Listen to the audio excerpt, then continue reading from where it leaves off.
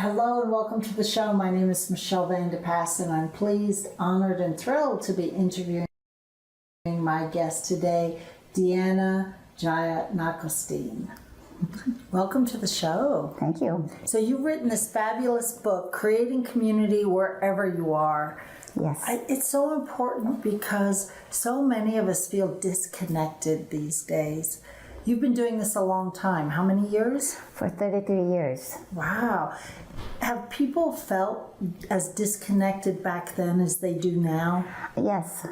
Really? I think so, yes. So, what makes us feel so disconnected from our communities? I think it's the way we've structured our community. We're all living in little houses, all separate, and particularly in big cities, people feel disconnected from each other. They don't pass each other in the street and don't have people to connect to each other.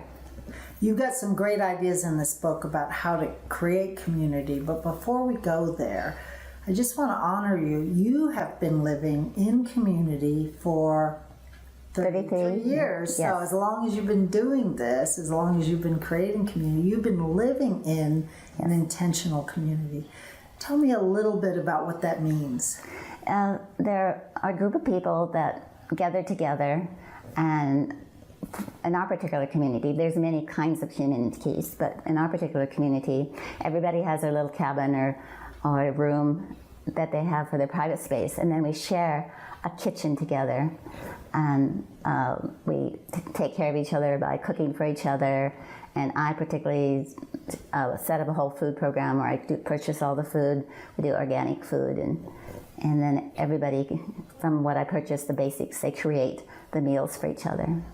So, in my head, because I don't know that much about it, I'm thinking, well, I'm losing all my personal space, I'm losing all my individuality, like, do I get to choose what to eat? So, like, is that true, or is this just the fantasy in my head that you lose your rights? I wouldn't say, you don't lose your rights. The privacy is very important for people living in community. And of course, they have to have some values the same to live together. Mm-hmm. Can't be too wide apart or it doesn't work. But we basically, if somebody has a food allergy or something, we take care of that. It's connecting to each other and caring for each other. It sounds almost like family. It is. It's like a large family. Okay. Yes. All right. So now I'm starting to get the gist of it here. Mm-hmm. So do you argue? Do you fight when you're in such close quarters? We can disagree on things, and there can be disagreements and arguments sometimes, yes. It's so fascinating because I think we long for extended family, and so many of us don't have it, at least not where we live, right? So you wrote this book to do what? For what reason? I was thinking that not many people are aware of this type of living together, and I could see all the benefits of it.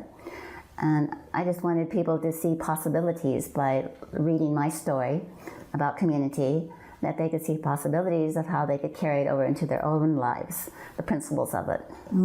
So give me an example of one principle. I guess I'll go back to food. Because we all share food together and we buy in bulk, then the prices are lowered and we can get also better quality food. We do it together. So anybody in a community can then, with their neighbors, 2 or 3 people, they can get together and decide, okay, we can order in bulk, and then they can share it and they can save money that way.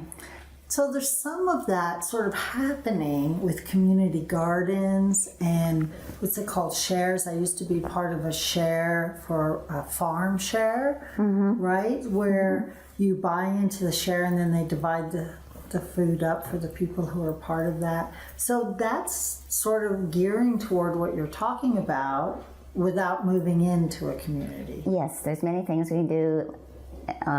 Sometimes even somebody has a garden, they have surplus and they share with someone else, or some work that needs to be done. You can sometimes neighbors. I know in the community where I grew up as a child, there was a neighbor that couldn't put up the hay for his cattle for the winter, and the neighbors would all gather together and help that particular farmer. So it's like that kind of thing where as in a community we can work together to help each other. That's the basic thing. We have support for each other. We're not feel so alone, but there's somebody around to help out. Nicely put. Yeah, I think that's what we all really yearn for. So how do you start? I mean, you live in a neighborhood, you don't know your neighbors, maybe you're in a big apartment building, you don't know anybody, you're busy, you're off to work. Like, how do you start building this relationship with your neighbors? Think of something that you were thinking about, you value together, maybe children. You can see your neighbor and the way I think you approach it, first of all, just saying hello to your neighbors and just being friendly. And then maybe you can ask them questions when you see them again, and just get to know your neighbor and see what they're about, and see what you two, how you value the same things. And then maybe invites in the neighborhood, like a potluck or something, and just reach out to people and find out what's happening to each other. Don't have the liberty of who we live next door to usually in communities, so people are all mixed up. So we really need to be open, because our world kind of depends on that we connect with each other and that we find peace with living them. And so, I hear your concern, and there is some discrimination, but mostly there's everybody, when you get to know them, is really wonderful. So it's kind of back to common sense again. Yes. It is, and getting to know your neighbor a little bit. What other tips do you have for somebody who is like moved into a new neighborhood and wants to start creating community where they are? What tips do you have? I was talking to my niece. She had read my book, and she was saying how she had, in her own community, there was a book club. And so 14 years ago, she joined this book club, and they formed a really close-knit relationship, and so they had a real community there. So you can look at one's own interests and find what's happening in the community and connect that way. So that's a good way. Or as I say, there's sometimes school families or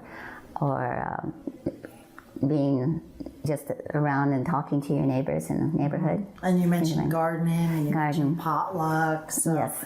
Those are all great ways to just get together and get to know who your neighborhoods are. So at what point does the average person make a decision to go live in an intentional community, like co-housing or tiny house communities, or a community like you're in? What causes people to make that shift? There are many people that come to our community and say, oh, this is what I've been looking for a long time. We have some people there right now that are saying that. And there are kind of ways to look for intentional communities on the internet. And there's all different kinds. There's co-housing, and there's like the community like we live in. So if one is interested, you can find the information.